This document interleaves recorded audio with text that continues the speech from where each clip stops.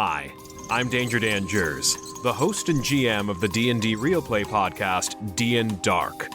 Join us on Wednesdays for an absurd, over-the-top comedy horror adventure, starring some of history's most infamous monsters. I'm Ben Magnet. I play Mary Frankenstein, our barbarian. I am Daniel Cruz. I am playing Imhotep the Mummy, our cleric. I'm Jordan, and I play Larry Talbot, a lycanthropic warlock. I am Grayson, playing Jet Griffin, the Invisible Man, the party's rogue. I am Aaron. I play the Phantom of the Opera, our bard. For more information, go to dndarkpodcast.com and listen to us anywhere you find podcasts.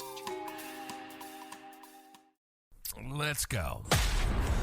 Master of all things tabletop. With the Paladins of Podcast. They ruin the games you love by talking rules that suck, how to build kick-ass encounters, destroy worlds, and really get your players invested. So go ahead and throw that fistful of dice at someone. Because we're going on a side quest. All right, we're hot. So, what's up, Eli? Hello, Rob. How are you doing? I'm doing great. So I know that today is a little weird because kind of feels like we're rolling blind. I had a busy week, but no game. Think you had the same? I also didn't have a game. One of my players told me to say that I missed my game and I cried all of Sunday, but half that's true. I watched the Last of Us episode yesterday, and whew, that was a heartbreaker. It was a rough one. Last of Us. I've heard of it. I haven't watched it. It's based on a video game, and it's coming out as a TV show, and it's been absolutely fantastic. I highly recommend it. HBO, right? Yep. All right. I'll have to unpause my Hulu subscription. I've heard it's worth it. So I think HBO is great. They put out some really quality shows, especially in the drama department. Is it sad that I absolutely loved Peacemaker? Oh no, I enjoyed it as well. Okay. John Cena in that is kind of like the epitome of my favorite style of ridiculous hero. In fact, before Peacemaker, in a Mutants and Masterminds game, I had my character Dwayne Davis, who was a unkillable superhero with regeneration, very similar to Deadpool, but at a very fast rate. But same attitude as Peacemaker. I loved it. It was fun. I've really been enjoying the Vox Machina on Amazon Prime. That's the Critical Role. Yeah, I watched the first season of that, but I have not started the second one yet. How are you liking it? Not bad. I really enjoyed the first season. The second season, the production value is just as high. I still really enjoy the show. It's fun. There are elements that, because I didn't follow Critical Role, I can only say that there are elements that truly remind me of the game itself. The Dungeons and Dragons game, besides the fantastical elements, the iconic tropes, and the characters really play true to classes. Are you saying you'll see something that'll happen and you'll be like, oh, I know exactly what mechanical ability, or I know what spell they're casting? Yeah, a little bit of things like that, or like when you see, I don't want to say too much, but spoiler warnings if people aren't watching. There's an element of a semi-intelligent cursed weapon that plays heavily on a character's mentality, and it really enjoys the taste of blood. And I'm like, damn, I've seen this before in other things, but it fits so well in the world. It fits so well with the D&D idea of the game itself.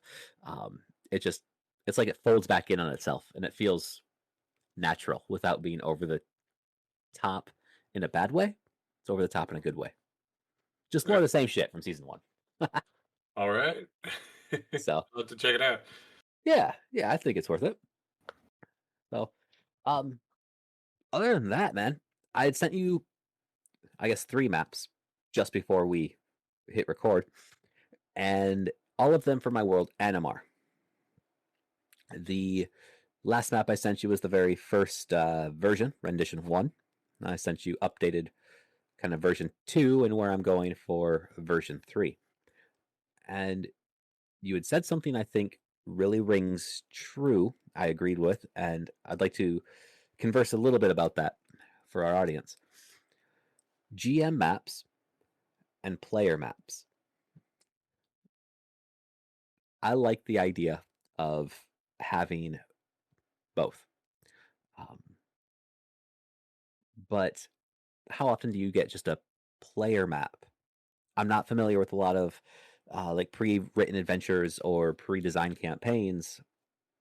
I was always under the general assumption most things are just one universal map for everybody.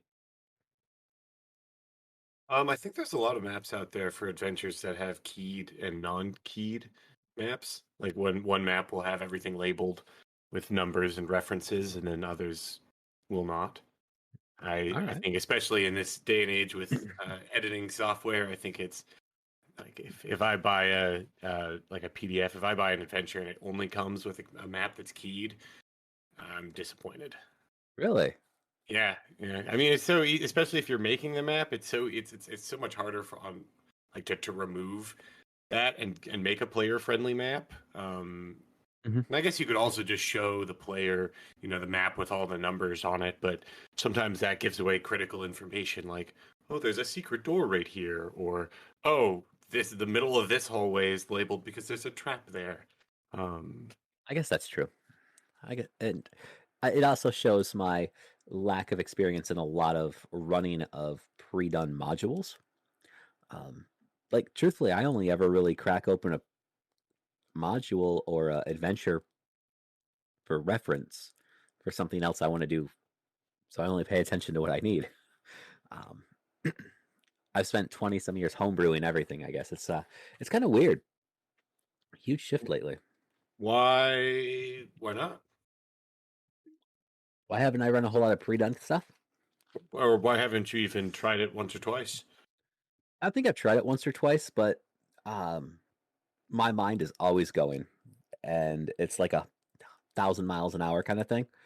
One idea from a pre-written adventure is going to send me down a million different possibilities, and I won't even look back. I just off I go. So I don't waste my time or my money on them. I like to read them. I'll like find a PDF of them, read through them, and look for inspiration so I can go from there. But I generally cannot run them. I also read the wrong information. Have you ever done that? What do you mean by that? So depending on what company you're reading the book from, sometimes it will have a different colored box, or it will have a title like DM read this, don't read this. I will read the wrong, it will say DM don't read this blatantly, and I will not see that and read that information to the player, and halfway through I'm like, yep, shit, shouldn't have read that out loud. I usually try to read through my adventures beforehand and mark up. Like if it's a pre-run one, or if it's something like at a convention game, I'll usually print off my adventures always, so I can mark them up as I go through the through the day. And I mean I think it can be valuable and interesting because it's really fun to run I love homebrew stuff as well. But if you run the same thing, or if you run it even a couple times, it can be absolutely like mind-blowing how different like 5 different parties will go through, say, a simple 5-room dungeon, completely different. And like not just in the order of the rooms, but how they'll proceed on it. And it can really give you some insight. I think by the end of a convention, I'm usually better at running that adventure. I'll have all these notes about things that happened or different ways to play things.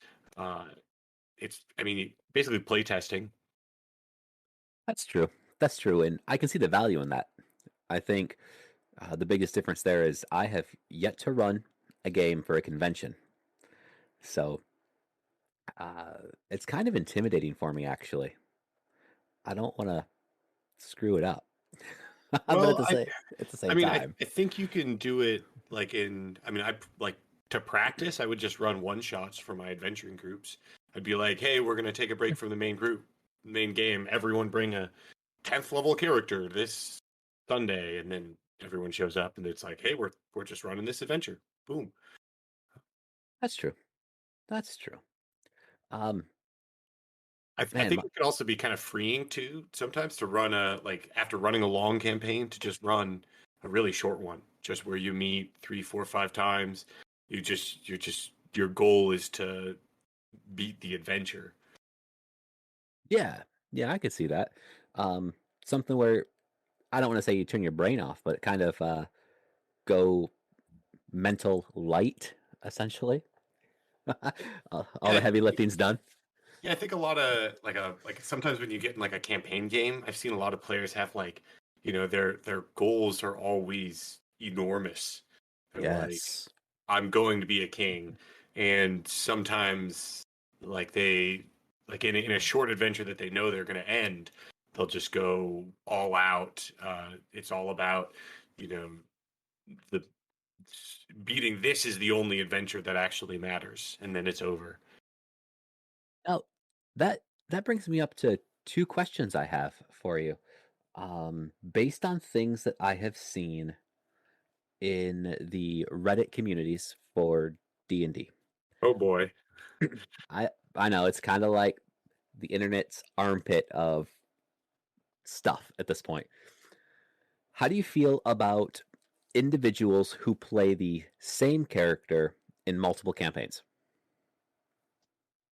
Yeah, I think especially if you're doing like if you're doing a long campaign, I think you should that character should just go on that adventure and um that's your character's life. But I think if you are doing a lot of like one shots or a lot of these small independent adventures, I think that's awesome because then you get almost I think we've talked about pulp characters before. You get a pulp character aspect. Um, Heck, if your fighter dies, make another fighter and add a Mark II next to their name. Right. There's a joke about that. Have you seen the gamers Dorkness Rising? Yes. Oh, yes, I have. The bard who kept dying. He goes, nope, I got another one. He just kept marking off his character sheets. But I've told you about my half orc barbarian Thull, and Indeed. I've played Thull in multiple campaigns, multiple settings. I kept bringing them back. And what I find is a lot of people don't like the idea because they have run into issues where the player cannot seem to separate knowledge in which he has of other things and metagame it into the character himself. And I can see that being a pain in the butt. Like, your character, has a history, but they don't have a history in this world, this setting, this campaign. So they can't know that.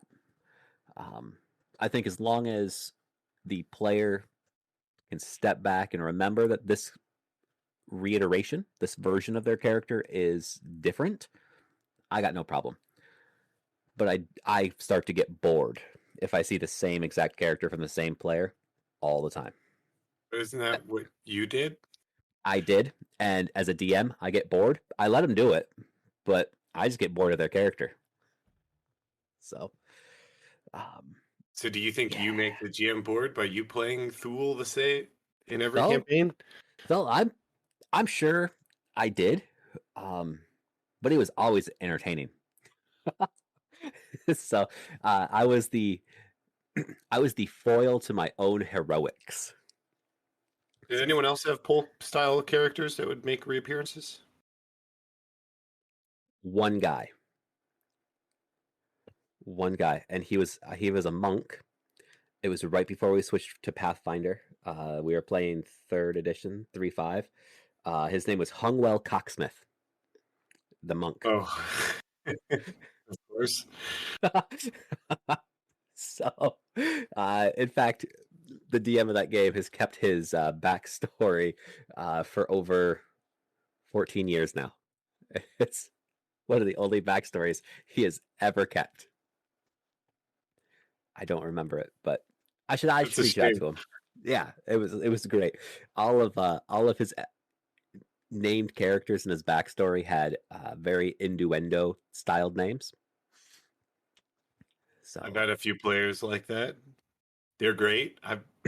yeah, I haven't heard anyone repeat one yet, which is the best. So good. I forgot my second question for you. I the Hungwell Oh, Cocksmith thing knocked it out. I didn't realize there was a second question. Yeah, like I said, I was just kind of surfing around Reddit. Seeing a lot of Oh. things people complain about. You said, did you say you had a game that you wanted to talk about today? Yes, it's ridiculous. What is it? Yeah, it's still a shame. We should gotta do this on video one day. It's called Babies and Broadswords. Okay. Who's it by? It is by Even Footing Games. They're the ones that have published it, and let me see if the author is right on the inside here. Author Jason Cassidy and Even Footing Games team. So what is this B&B game about? You're playing essentially 4-year-old toddlers. And, oh god, you're making your way through the orphanage of misfortunate events, misfortunate things. I forgot the exact title of it. Here we go. Lady Chastity's home for unwanted children and other errors in judgment. That's kind of the setting, and it is a rules light, easy to follow D6 system with your basic classes like the Barbadian and the Warlock. You could be a punchy kicker or sneaky pants. And the theme is fun. It's ridiculous. The reason I got it is because my young children have expressed interest in playing Dungeons and Dragons or Pathfinder with my friends and I when they come over. And it's a little heavy for them at their age. So I picked up Babies and Broadswords, and I have Little Wizards on the way. Both games are rated for younger children. Little Wizards, I think, says children as young as 4 can play. Babies and Broadswords says about 6 is where you're going to get the kids really interested in it.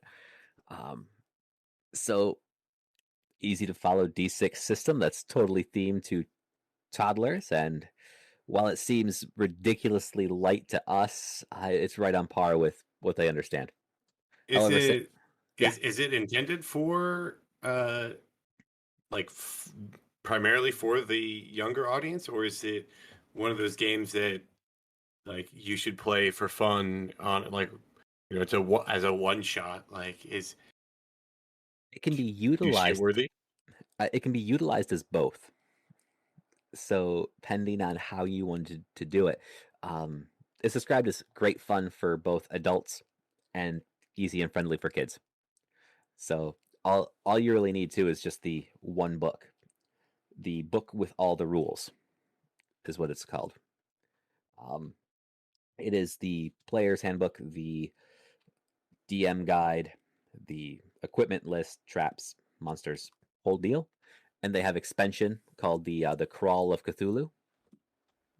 So I've got plans on picking that up too. But that seems awesome. It's neat. Like I don't come across a whole lot of things that are easy enough for young kids to understand. And everybody always talks about kind of like the inclusivity when we look at the TTRPG hobby space, and it generally applies to people who are outside of social norms, but generally, I don't want to say more mature, but just not toddlers. And the appeal here is that it can also be used for toddlers, so we're including the age limited crowd as well. Are you planning on running this? I know you've got some younger kids I would or love some to. kids. I don't know. I can't remember all their ages, but doesn't matter. Dude, 15 to 3. Got a few in their range. Yeah. Yeah. Yeah, I would love it. I'd love it if my youngest daughter, who is 6, she'll be 7 at the end of next year. If she and some of her friends sat around and we played for 2 or 3 hours, I think it'd be really cool. So, just to kind of get more people into it. Like, you know how it goes. You get into the ground level and you want to learn a little bit more, and 5 years later, you're making your own stuff. Yeah, I think I got hooked by watching my dad play Icewind Dale 2 way back Nice. when, and then I started asking questions and learned about D&D. Yes. I've been looking, like, I think I mentioned I've been really buying up a lot of third-party content right now. Yeah, huzzah. Yeah, I'm getting the Tome of Horrors complete Pathfinder book in the mail. And I came across Frog God Games Rapon. Yeah, I don't remember the name, but the whole thing. It's like their major mega dungeon as next to the Tome of Horrors. $425 for that book. What? $425 right now for that book. From them directly? No, they're not printing it anymore. So, and then that might be the collector's edition. I think the standard hardcover book is only like $299, $300. I think it's a really cool idea. But I feel like for myself to buy in on one of those huge mega dungeons, I'd have to have a group that wanted to keep throwing characters at it until they beat it. Yeah, and I've had players who have expressed on multiple occasions that they'd love to run through the Tomb of Annihilation. So Tomb of Horrors is the equivalent because of IPs, but kind of excited. I think I'll spring it on them when they're maybe around 12, 11. How do you feel about a game like that where it's primarily focused on like exploring a dungeon, and like mega dungeons I feel typically have less of a focus on like diplomatically solved solutions. Mm-hmm. Have you run any of your mega dungeon stuff? Mega dungeons, no, but I've done a multi-session dungeon crawl, and there was a variety of things that had been included. There were a few, I guess, social interactions with things like prisoners who ended up turning out to be bad guys if you treated them wrong. Pretty heavy on loot. What's right now currently appealing to something like the Tome of Horrors, that is such a massive dungeon crawl, is that we're so heavily based in RP right now. So it kind of swings the pendulum the full distance in the other direction. It's appealing in that sense, which I'm also going to run my this Saturday group.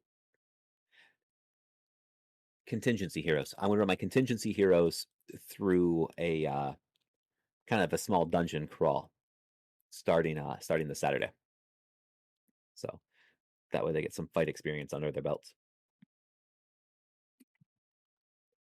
So are there any there's the mega dungeon. Is there a role playing opposite of that?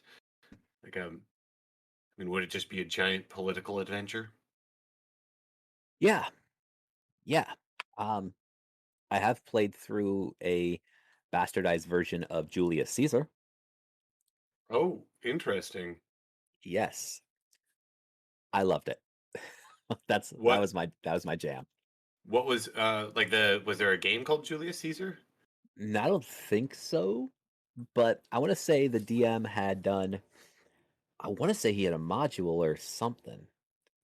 There was pre-printed material. I don't know much else about it other than that. And I'm recalling it from a long time ago.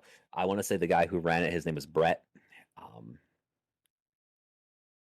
I haven't talked to him for years, but Hey, yeah, Brett, awesome. yes. Was it what system was it using? Was it its own thing? I want to say it was D20 based. Most of what we played at the time was D20, but at the same time, it could have also been a D100 based game. I remember rolling one die and modifiers, but I've got D100s and I've got D20s. I don't know which one it was at this point. So, um, I would say let's stick to safety and go around D20. Awesome. I was just gonna say I think it's probably worthwhile. I think when you get to those real extremes, it's sometimes worthwhile looking into other systems that can run those kind of niche games and handle it better where they're every question isn't a niche rules interaction, but rather the main focus of it. Yeah, yeah, I can agree with that. Do you have any issues that you really enjoy? Any what that I really enjoy? Any niches that you really enjoy? Any particular setting? Oh, like type of adventure that I really like to run? Yeah. Um, I think a good old fashioned like tomb raiding is always I really enjoy adventures like that where you're trying to find some lost location and then pilfer into an ancient trapped location. I think Mhm. those can be pretty fun. I dig it. Mine's always Space Marines. Really? Like, yeah, yeah, like Warhammer 40K meets Starship Troopers. Huh. Like, have you played like Dark Heresy or any of the 40K games? Nope, nope. Um, I I haven't gotten into 40K as the war game, and I'm really interested in giving Warhammer Sigmar, I think it is, a try because that's the tabletop version. I don't have a lot of players right now who want to branch out outside of what I'm running, and I want to be a player. Finding people who are playing means I either have to go online or drive much farther away. It's not what I want to do. I've got a really good gaming local game store here in town that has my gaming group usually meets every Tuesday, and Mhm. we usually play some sort of tabletop game or war game like 40K. Or I've been really into BattleTech recently, so I've been playing a lot of Nice. that. I'm putting together a BattleTech campaign, which is taking up the day that I was thinking about running an RPG game. So, but That's fair. that's all right. I've been painting a lot of BattleTech miniatures. I'm getting Nice. excited. Um, That's really good. but I've actually been thinking about the gaming store is yeah. I think I might start running some one shots down there, and there's a decently active Discord community that this gaming group or this game store is built up, Really? where folks will actually like shoot in Discord that they're like reserving a table or that they're like or asking to see if anything's going on at the shop. So I That's think it really might be a cool. good hub to reach out to run some one shots. Yeah, I think so. That might be not a bad idea. I think even with Wizards kind of stepping back away from the OGL issue, I think people are still going to start branching out and trying new games. And the best way to try a new game is by trying a one shot. Agreed. Agreed. I turned my first initial rule set into a one shot. Lasted 8 minutes. It was really good test out. 8 minutes. Yeah, Uh, yeah. After we got the idea of character creation down and kind of how we want combat to roll. So you'll appreciate this. We got character down. We built characters. So like that's a major component. in eight And minutes, nice. and we kicked each other's ass. Uh, and then we didn't know how we wanted skills to work from there. So we couldn't do anything other than, all right, we like some of these things, we don't like some of these things. Have you tried running it again and beat your 8-minute benchmark? Not yet. Not yet. I got to make a few of the changes based on the notes. I've just been swamped. So it's exciting. 8 minutes seems like less time than it would take to explain a game. I've only got the idea for character creation now. Like, it's simple. I guess that's the only. I think it was only simple because I had explained it to him once before. So that makes sense. That might be the exception to the rule coming up. I've got a few other people who want to try. We might do that in the next 2 or 3 weeks, depending. So, kind of excited. You had a game that you wanted to talk about too, right? Yes. I was going to talk about aces and eights. So this may be a niche game, or at least a niche interest, and that's westerns. Are we like authentic Western or wild, crazy, weird West? I think you can do either, but this is more suited towards an authentic Wild West. Oh, in John Wayne. Yeah, I think it's a really good game for some pretty quick, I think it's a good one-shot game, or it's a game to explore and do some Wild West things. But the shooting, the fighting, like the shooting mechanic is very interesting for a gunfight, but it's also Really? incredibly deadly. Okay. Yeah, Can so you deep dive that? the mechanics for shooting is they actually give you this. I got it right here. Basically a crosshairs with a number of circles, smaller circles inside of it with numbers. So the closer you get to 25, so like when you make an attack roll, if you get 25 or higher, then you hit exactly where you put your targeting crosshairs. So when you fight, you'll like have a silhouette. So you'll hold up where the person is, and maybe some barrels are next to them as cover. And then you draw a card from trying to build into the Western card playing gunslinger vibes. And the suit and card you pick will tell you where on a circle you missed to. So you might try to shoot someone in like the chest, and you accidentally hit them in the knee. That is interesting. Yeah, so you can kind of miss and still hit unintentionally.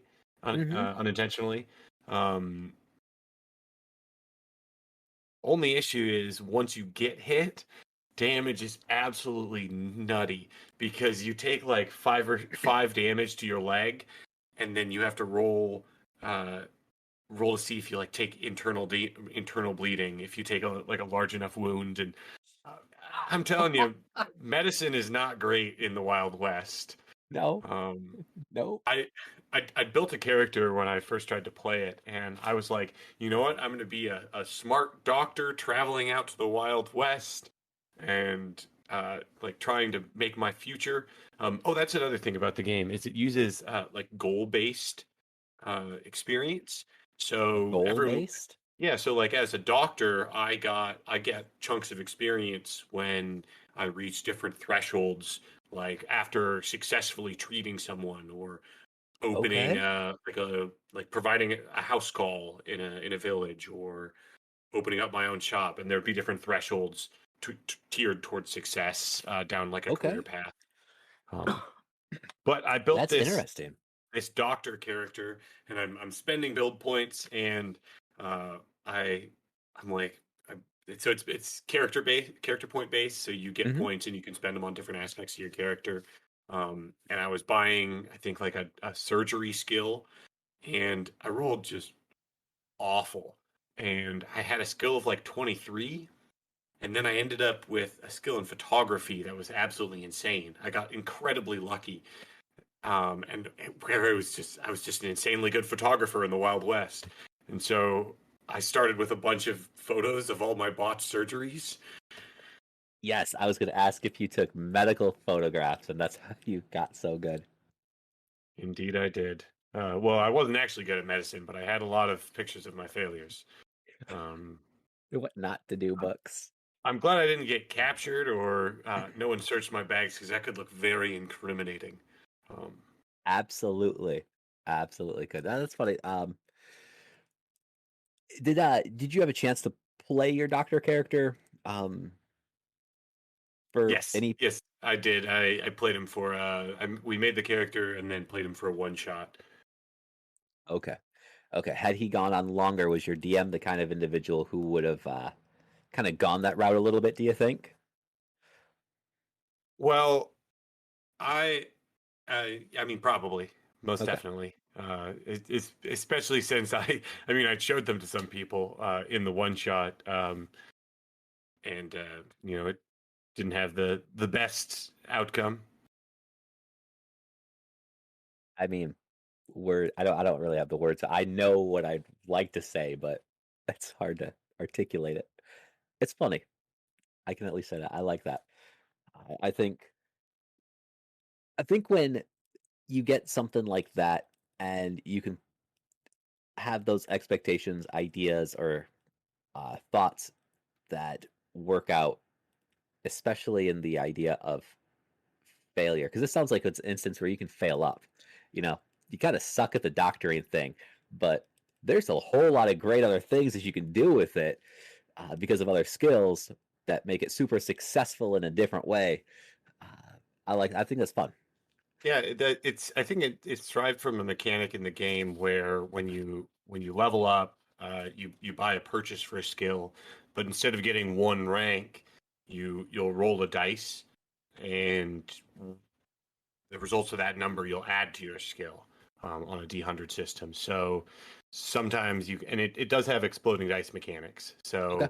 for the photography, I didn't spend very many build points on it, but I got just incredibly lucky. And all of a sudden, I was an expert photographer. And likewise, that. in the opposite fashion, my first aid, even though I bought a few purchases in it, was just abysmal. That's funny. That's really funny. Um, that's like the old classic Marvel superheroes. Have you seen that at all? Is it a show or a game? It's a game. TSR 1984. I have not. A little before my time.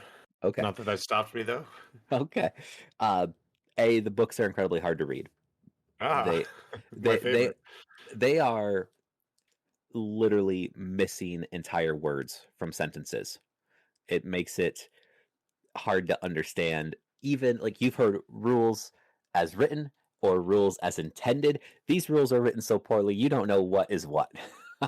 But their character creation process is 100% random because superpowers are 100% random. You don't know what you're going to get. I like Um, that.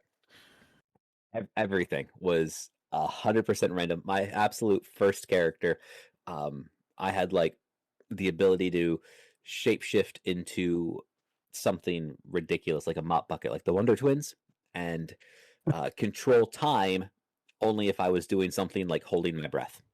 So it was limited to a stat in which I had absolute crap in. Um, I like that. I enjoy that.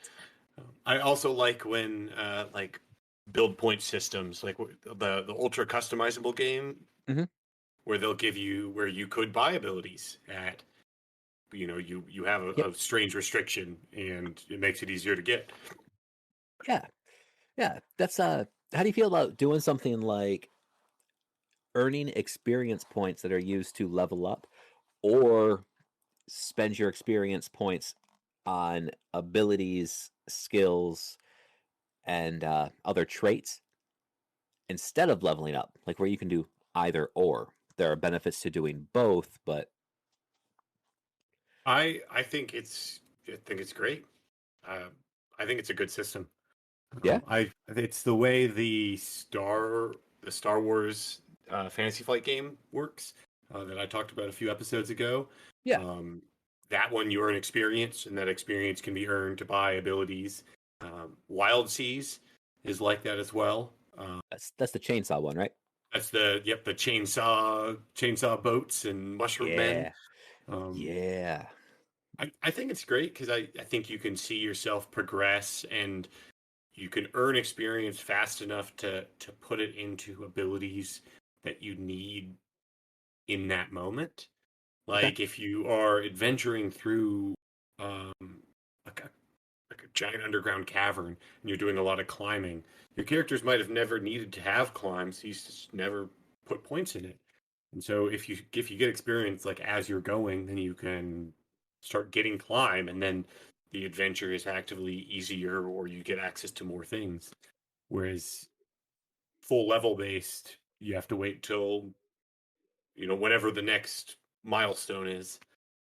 Yeah, I see that as an issue, and the classic Marvel heroes is you earn karma and you spend karma to develop power stunts, and that was modifications to what you could do to your powers, etc. It was interesting. It's not something I come across very often. And I think it's a lot tougher of a mechanic because it usually gives you a lot more freedom in what you can buy. So the game is easy to make unbalanced in terms of quote unquote optimal routes. And I know not everyone plays by that, but everyone knows someone who plays a little bit more optimally in some games and has a character that can absolutely demolish. And there's always going to be that, but that's me. Yeah. Shamelessly. It's true, and you're right. It's fun, but the mechanic it's a harder sell. I think people are used to the idea of leveling up, and it's not bad, but again, kind of particular to the audience. I don't know. I guess the game, both flavor of a game and design and how it's ran, all those things go into how I think or feel about a game in general. And I'd say that at least twice it has blown me away in a good way. And I think one time everything was so forgettable I don't remember the game. Interesting. I also like it from a point where you can look at an ability you have and then point from exactly what situation led you to have that. Like, oh, we defeated this fire dragon. I had this damage reduction against fire. And there's more of a 1-to-1 ratio rather than a level being a huge culmination. What exactly did killing that dragon earn you for your level up? Right. Hard to say. Now, I remember a game, and maybe it'll sound familiar enough that you may possibly be able to tell me what it was, because I don't remember the name of the game. Okay. But your character skills were not hard-coded skills. Like, they didn't come out of the book. You got points, and you put points into a skill you essentially made up. That made-up skill could be something like, we'll use hunting for right now, because I think I used hunting. And it was a fantastical world we were playing in, and you had to justify the skill you were using to roll that skill in the scenario. What sort of dice system did you use? Because I know there's a number of narrative games that use kind of the more just D6 dice pools, single page RPGs that are like that. It was a dice pool. I do remember that, and I don't remember if it was strict D6 or if it was a full set of dice in a large pool. So it's kind of interesting. It was a fun mechanic, but I think it's just something I'd like to add to my collection. Do you think I know you've thought about building that into your game worlds or your game system? I have, and I've modified it since you and I last talked. Okay. So I did have the idea of having essentially skill trees, I guess is the right word for the moment, where they're generalized, and the player is able to make up a skill under a specific tree trunk. So that branch is something that they can develop specifically, giving them the opportunity to say any ability that they wanted to utilize for that skill. And what I've modified it to is now you can use any ability for any skill trunk. Like if you decided to, I think you and I used stealth in our previous conversation off the podcast. If you wanted to use your physical stats, not your dexterity stats, but your toughness, your prowess, your strength, essentially, and sneak stealthily with your strength score, it's more than doable. Like, yes, you can absolutely do it, but you're probably pounding your feet, or you're using the wrong skill, so you're trying to do something with an outcome that is not dexterous and nimbly trying to sneak by. So you're kind of flapping your arms, and you're not making a scene. You're just trying to power through this ridiculously. But when you decide to take a specialized skill, you have to determine the change I made is when you take that specialized train skill, you have to determine what ability you are going to tie it to.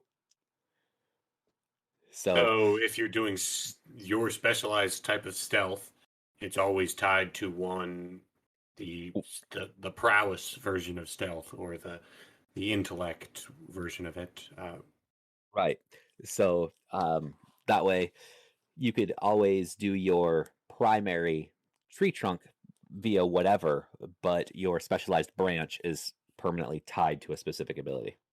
Because you're trained in it, you're trained to do it one way, you become efficient in it, and that means you don't get to switch around too much. Interesting.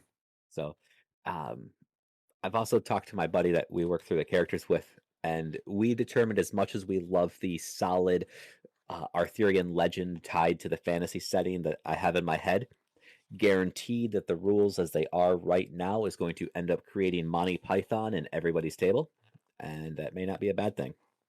No, that was a great production. I thought so. So, all right, we're running on time, and I'm concerned that our recording just might cut out again. That was weird last week. Well, we can end it here. Yeah, let's do that, guys. Thanks for tuning in. Kind of a lot of random thoughts today, but not too bad. You can check us out on Facebook or online, epictablegames.com. Have a good night. Okay, new intro. We've changed the name, and we're still using the word paladin. Paladin. I mean, it hasn't been used in the English language in about 200 years, but okay.